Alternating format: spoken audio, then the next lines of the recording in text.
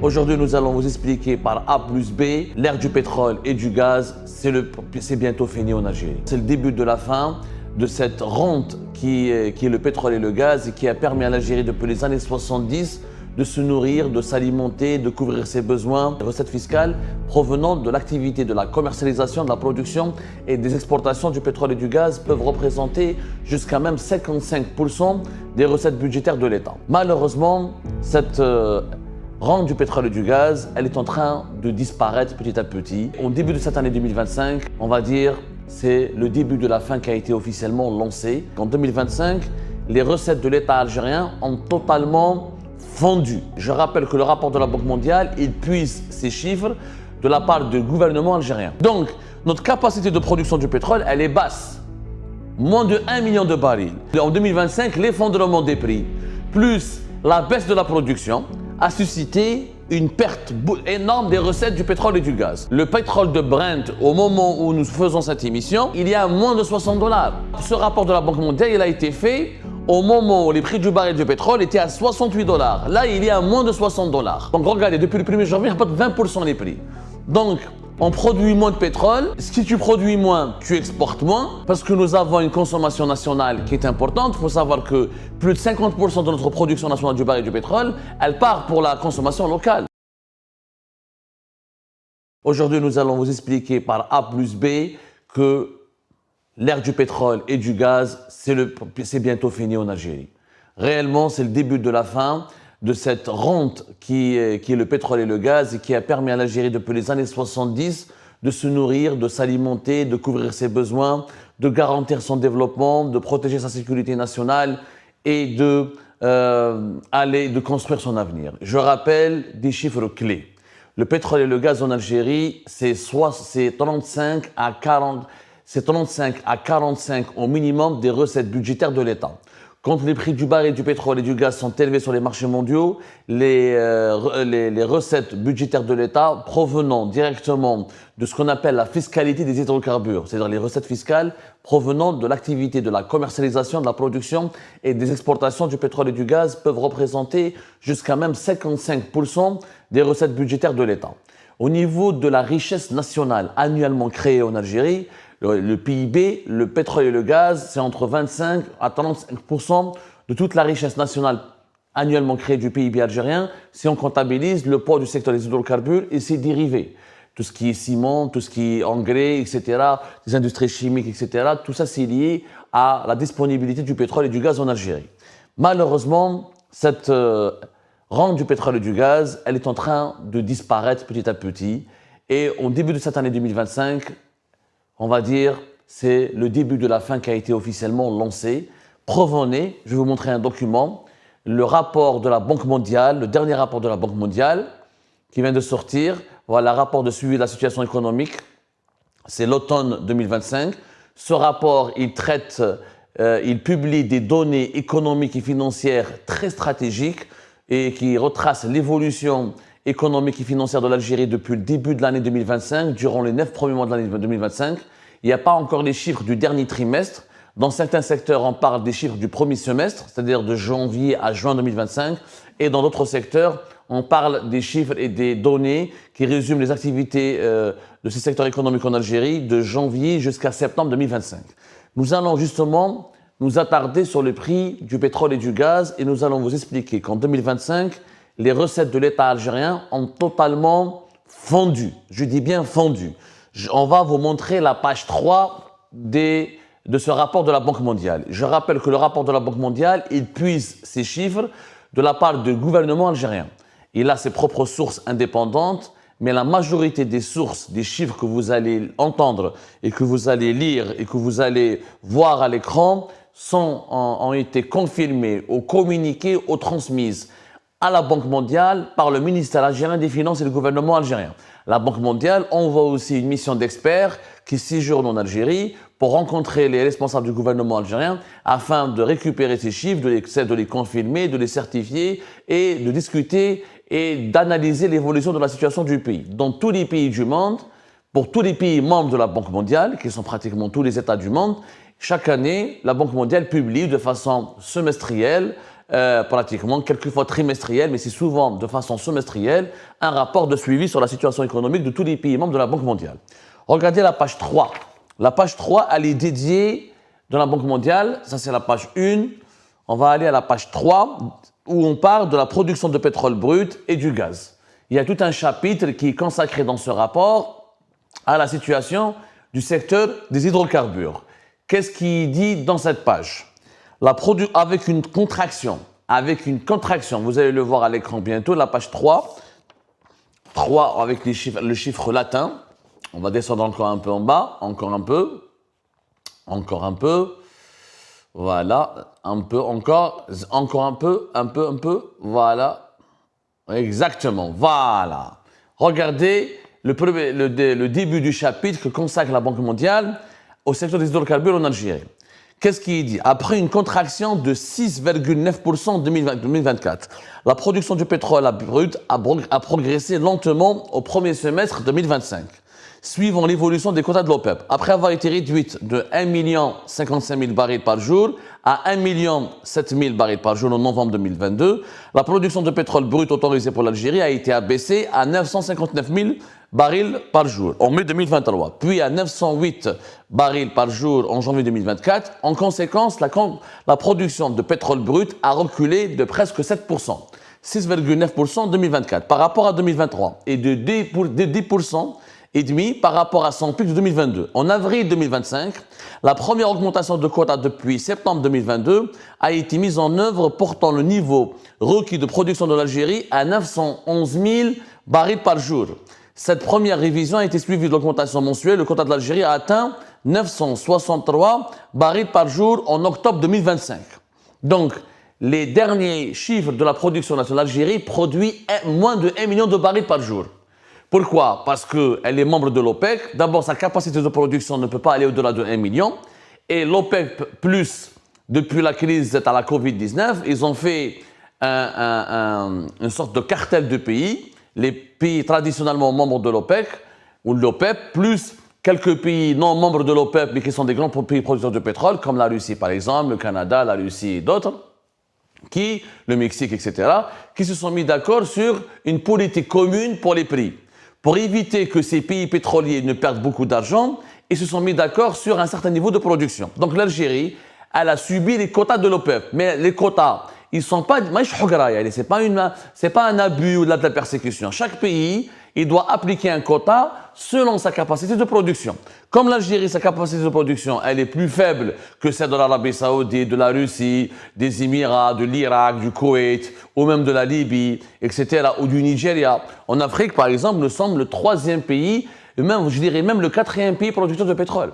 La Libye, elle a une plus grande capacité de production de pétrole que nous. Le Nigeria, c'est le premier. Et l'Angola, qui est même, quelquefois, dépasse l'Algérie. Quelquefois, c'est l'Algérie qui le dépasse. Ça se joue, c'est une compétition. Des fois, on est ex aequo.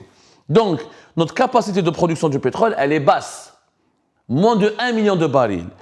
Que dit la Banque mondiale par la suite? Les prix du pétrole ont atteint un pic en juin 2022, avec 122 $. Quand le prix était élevé, l'Algérie était gagnante. 122 qu'on a rabhin.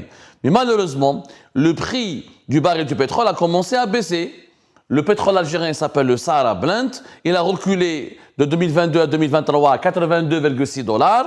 Ensuite, il a reculé à 80 $ en 2024. Et durant les premiers 9 mois de l'année 2025, le prix moyen du baril du pétrole algérien, chaque pays, chaque producteur de pétrole, il a une appellation commerciale sur le marché mondial. Le pétrole algérien, on appelle le Sahara Brent. Et chaque pétrole produit dans un pays, le pétrole de l'Algérie, est différent du pétrole du Venezuela. Il est différent du pétrole de l'Arabie Saoudite en termes de teneur dans certaines compositions chimiques. Le pétrole algérien, par exemple, est très réputé pour la facilité avec laquelle on peut le raffiner pour produire des carburants. Donc, le prix en 2025, l'effondrement des prix, plus la baisse de la production, a suscité une perte énorme des recettes du pétrole et du gaz. Je vais vous montrer un graphique en bleu. Vous allez voir le graphique à l'écran. Tu as les prix du pétrole. Ça continue de baisser encore plus. Est-ce qu'on peut choisir, ça c'est le premier graphique, un autre graphique qui est le prix en haut. Voilà, regardez, le pétrole de Brent au moment où nous faisons cette émission, c'est-à-dire ce 16 décembre 2025, il y a moins de 60 dollars. Les calculs de la Banque mondiale, ce rapport de la Banque mondiale, il a été fait au moment où les prix du baril du pétrole étaient à 68 dollars. Là, il y a moins de 60 dollars. Et vous allez voir le deuxième graphique, on va voir le rythme de la baisse des prix du baril du pétrole depuis une année, 2 ans. Regardez, depuis le 1er janvier, il se maintient, il a augmenté. On va baisser un peu. Depuis une semaine, les prix du baril du pétrole ont baissé de 12%. Depuis un mois, de 8%. Ça, je pense, c'est le gaz. Hein. Je pense que ce n'est pas le pétrole. Parce que j'allais vous sortir, ça, c'est les données du gaz. Les données du pétrole, voilà. Hamlik, les données du pétrole. Les données du pétrole, depuis le 1er janvier, une baisse de 20%. Regardez comment ça baisse. En 3 ans, ça baisse énormément. C'est-à-dire, on n'est plus dans la phase des prix élevés et la phase l'âge d'or de 2022 à cause de la guerre en Ukraine, où les prix du pétrole étaient élevés. Donc, regardez, depuis le 1er janvier, il n'y a pas de 20% les prix. Donc, on produit moins de pétrole. Si tu produis moins, tu exportes moins, parce que nous avons une consommation nationale qui est importante. Il faut savoir que plus de 50% de notre production nationale du baril du pétrole, elle part pour la consommation locale. Nous avons 4 raffineries, tu as Erzieu, tu as Skikda, tu as Alger, une petite raffinerie fait Adrar, mais Erzieu, Skikda et Alger, ça consomme. Il faut savoir que sur les 900 000 barils que nous produisons, 450 000, des fois même jusqu'à 500 000 barils partent pour la consommation locale. Le reste, on l'exporte. Donc, en tout, on exporte entre 450 000 et 500 000. C'est très peu. Donc, on ne gagne pas beaucoup d'argent. C'est pour cette raison, dans ce contexte mondial, les recettes se ralentissent, sont en train de baisser. Nous avons une baisse de recettes. On va parler du gaz plus tard. On va voir ce que dit le rapport de la Banque mondiale sur la production du gaz. La production du gaz naturel aurait progressé au premier semestre. Ça, c'est la page 4 du rapport de la Banque mondiale. Regardez ce qu'elle dit. On a parlé du pétrole, maintenant on va s'attaquer au gaz. La Banque mondiale souligne que si la production du gaz naturel aurait progressé au premier semestre de 2025, malgré un repli des exportations, après avoir atteint un pic en 2023, la production du gaz a diminué de 6,2% en 2024, tandis que les exportations se sont contractées de 6,6%, avec une baisse marquée des exportations du GNL, moins de 14,3%, et du gazoduc, moins de 2,7%, dans un contexte de hausse de la consommation domestique d'hiver en Europe, de transition vers les énergies renouvelables, ainsi que des niveaux de record stockage de gaz à la fin de la saison de chauffage sur le continent. Le gaz, vous le savez, il y a 2 types de gaz. Il y a le GNL, qui est le gaz naturel liquéfié. C'est du gaz qu'on transforme en état de liquide, qu'on transporte à bord de navires qu'on appelle les méthaniers et qu'on peut les exporter aux 4 coins de la planète. Et nous avons le gaz qui est vendu, qui est exporté dans des gazoducs, comme le gazoduc, le Medgaz qui va jusqu'à l'Espagne et le Trans-Méditerranean Pipeline qui est jusqu'en Italie en passant par la Tunisie. Les ventes du gaz de l'Algérie, que ce soit GNL, chute de 14% et chute de 2,7% pour les gazoducs. Elle est depuis 2024. Et les données relatives à la production et aux exportations de gaz ne sont disponibles que pour janvier, mai et juin 2025. Voilà tout ce que la Banque mondiale a trouvé comme données. Il n'y a pas beaucoup de données. Les autorités algériennes ne sont pas transparentes. En janvier 2025, la production a enregistré une hausse de 5,9%, tandis que les exportations ont reculé de 7,6%. En mai 2025, la production s'est contractée de 2,5% et les exportations ont reculé de 9,1%. En juin 2025, la même chose, la production augmente de 5%, mais les exportations ont diminué de 5%. Donc les exportations du gaz de l'Algérie sont en diminution. 7%, presque 8% en janvier 2025, 9%, plus que 9% en mai 2025, et la même chose, presque 6%, 5,6% en juin 2025. Pour le GNL, la même chose, 24% de recul sur 24%. Il y a un effondrement des ventes du gaz de GNL, alors que le gaz GNL coûte plus cher. Il coûte plus cher. Je vais vous montrer maintenant des graphiques bleus. Ça, c'est le rapport de la Banque mondiale. Regardez les prix du gaz maintenant. Vous allez le voir en bleu, comme on a fait tout à l'heure pour le pétrole. On va monter un peu l'image. On va juste ajuster pour voir. On va monter un peu l'image. On va ajuster encore un petit peu. Le gaz, il se maintient. 4 $ par million de BTU. Et ça, c'est le gaz naturel. Il faut savoir, les Algériens et les Algériens n'ont pas cette culture économique, on ne leur dit pas ce qu'on fait de leur gaz. Les contrats du gaz, le gaz naturel que vous voyez, il est négocié dans des contrats à long terme. Il n'est pas cher, 4 dollars. Moi, je travaille. Le gaz le plus cher, c'est le GNL. Le GNL coûte le double, des fois même le triple. C'est-à-dire entre 8 et 12 dollars sur le marché mondial. Pourquoi? Parce que le GNL, comme il faut le transporter à bord de navires, des méthaniers, il a d'autres coûts. C'est une autre manière de stocker le gaz, c'est une autre manière de le réceptionner et de le transporter. Donc, il ne passe pas par des gazoducs. Donc, c'est du spot. On passe ça au marché spot. C'est comme une bourse. Mais le gaz qui rapporte le plus d'argent, c'est le GNL. Et le GNL, nos ventes ont reculé de 24,2% lors du mois de juin 2025. Donc, on produit plus de gaz, mais on exporte moins. Et sachant, le gaz, c'est pire que le pétrole, puisque 65% de notre production du gaz naturel, elle part pour la consommation locale. Elle n'a même pas 40% pour les exportations. Wesh, vous allez me dire, pourquoi? Parce que, on a le gaz de ville, on a la production d'électricité. 99% de notre électricité en Algérie, elle est produite à partir du gaz. Donc, il y a des milliards de mètres cubes que nous consacrons pour notre consommation locale. Le rapport de la Banque mondiale que vous allez voir à l'écran, qui va se défiler à l'écran, l'explique très bien. Il faut savoir qu'on a comme des chiffres. En 2023, par exemple, nous avons exporté nous avons exporté 52 milliards mètres cubes de gaz. En 2024, 48 à 49 milliards de mètres cubes de gaz. Déjà une chute de moins de 14% pour le GNL, par exemple. Et en 2025, il y a 52, 53 milliards de mètres cubes de gaz. Ça, c'est quand on comptabilise les gazoducs et le GNL. Mais par gazoduc, par exemple, il y a 34 milliards de mètres cubes de gaz. Le gaz que nous vendons, son prix baisse. Même si la production augmente, la consommation locale, elle est importante. Il faut savoir que nous produisons, par exemple, entre 138 et 135 milliards de mètres cubes de gaz.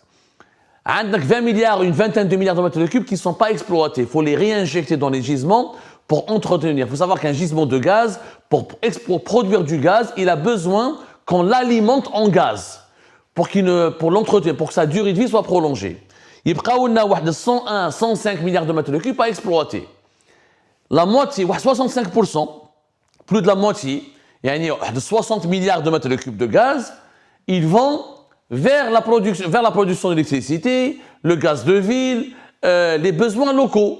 Il y a un peu pour exporter et un peu pour produire du GNL, parce que le GNL, on utilise le gaz naturel qui est extrait des gisements, par exemple, de Hassirmel ou de Rodenous, et on transforme en liquide en GNL. Donc, notre capacité de production, même si elle augmente, les autorités algériennes ont fait un plan, Sonatrach elle a fait un plan, Sonatrach, pas les autorités, c'est Sonatrach, le cœur battant de l'économie nationale, qui est le poumon du pays. Là, en Algérie, l'armée, c'est la colonne vertébrale du pays. La véritable colonne vertébrale, c'est Sonatrach. Là, Sonatrach, Sonatrach, elle a un plan d'investissement et un plan d'action qui ambitionne de produire 200 milliards de mètres cubes. Mais en 2030, sauf qu'en 2030, on sera plus de 50 millions d'habitants. Déjà, Lyon, on en a 48 millions d'habitants. Dans 2 ans, 2030, on sera 52 millions d'habitants.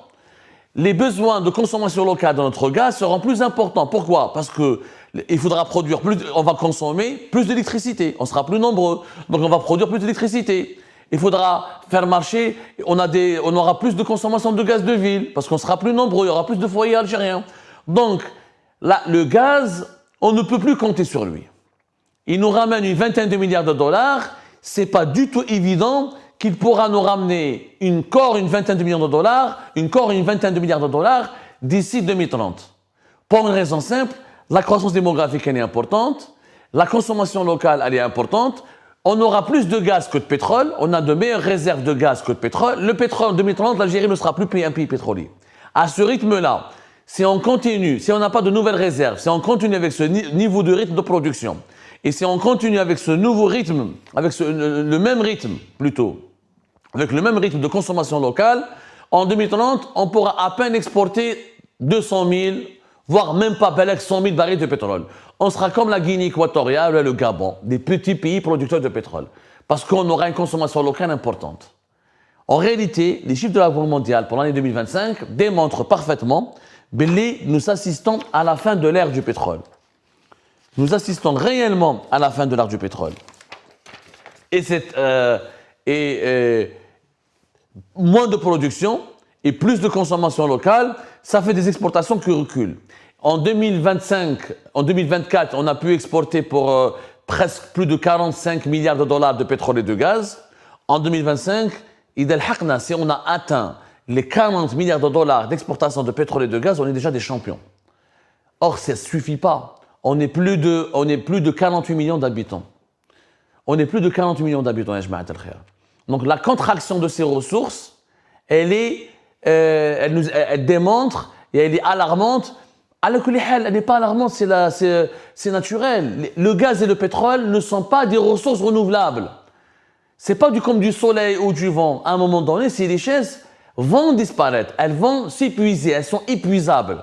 Pour investir dans des nouvelles réserves de gaz, il faudrait dépenser des milliards. Et c'est le prix du gaz. Je vous montrerai un dernier graphique, le bleu, l'historique du prix du gaz. L'historique du prix du gaz, vous allez voir, c'est vrai que le gaz se maintient mieux que le pétrole. Parce que le gaz, il tend à se... Voilà, le gaz par exemple, il a augmenté de 42% par rapport à 3 mois, 6 mois. En une année, le prix du gaz a gagné 24%. Même durant sa dernière semaine, il est en train de reculer. Mais si la guerre en Russie et l'Ukraine, la guerre entre la Russie et l'Ukraine, si elle est résolue, là, le gaz russe va réinvestir le marché mondial, les prix du gaz vont encore baisser. Donc, le pétrole, on ne peut plus compter là-dessus. Certainement, en 2030, on n'aura plus le statut de pays pétrolier. On sera un pays gazier, mais avec des prix qui vont être tirés vers le bas et des augmentations qui ne seront pas suffisantes pour nous, pour combler les besoins du pays. Là, on n'est pas le Qatar, un pays de même pas 1 million d'habitants, ou là les Émirats, ou là l'Arabie Saoudite. Là, on est un pays on sera bientôt un pays de plus de 50 millions d'habitants. Donc, la rente du pétrole et du gaz, c'est fini. C'est vraiment fini en Algérie. Les dirigeants algériens ne veulent pas s'adapter, ne veulent pas accepter cette réalité. Mais s'ils ne veulent pas s'adapter à cette réalité, ne veulent même pas l'accepter. Parce que, et plus ils tardent à l'accepter, plus ils vont tarder à trouver des solutions pour s'adapter à cette réalité. Et si on ne s'adapte pas à cette réalité, qu'est-ce qui va se passer? Plus de pauvreté dans le pays, beaucoup moins de devises pour financer nos besoins premiers, nos besoins primaires et notre sécurité nationale, plus de misère sociale, plus d'inégalités, et c'est la phase d'une crise économique et financière qui aura des conséquences terribles sur la population. Et il est temps de faire son deuil et de comprendre que le gaz et le pétrole, c'est malheureusement derrière nous.